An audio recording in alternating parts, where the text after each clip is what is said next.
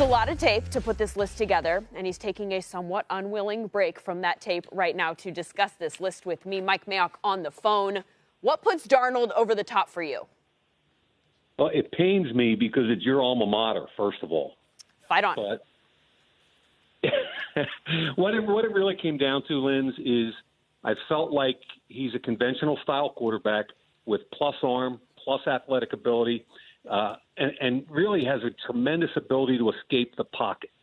And when he does that, his eyes are up and he's getting the ball down the field. Now, you mentioned the turnovers, and that's the big concern, not just interceptions where he makes some bad decisions and throws, but also fumbles in the pocket. So that's my biggest concern with Darnold. He's a little bit of a gunslinger, and he's sloppy with the ball in the pocket.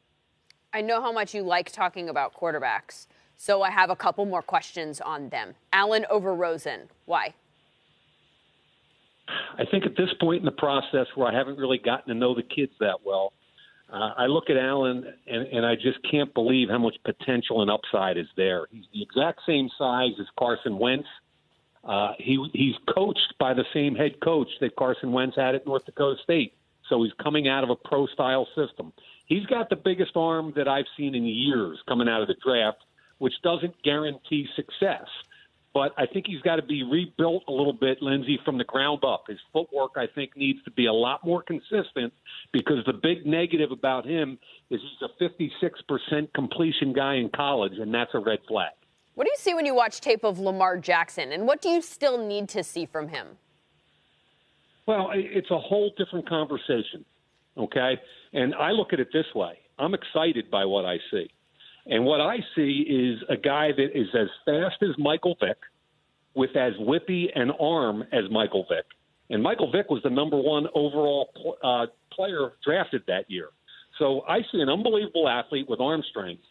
And somebody's going to commit to him because if you commit to him, you've got to commit to a certain style of offense. So taking him puts you in a little bit of a different realm. And it's Deshaun Watson, but more than that. And here's what you're going to have to put up with. You're going to have to put up with a whole bunch of kind of inaccurate throws every game, but interspersed with that are going to be huge plays with his legs and occasionally a big throw from his arm. And he also has to work on accuracy. But, Lindsey, he's the most exciting athletic talent in the draft. Really, the most exciting? I think I watched him against Boston College on tape the other day. He missed 3 or 4 throws horribly, and then he went 81 for a touchdown. And then he missed another throw, and then he went 56 for a touchdown. And every time he touches the ball, if you're a defensive player, you hold your breath. Now, it's a different style of football, and you got to commit to it, but I'm fascinated by the study of Lamar Jackson. Feels like that's kind of a theme with this year's quarterbacks. A lot of potential, very deep class, but almost everybody has something that they need to work on.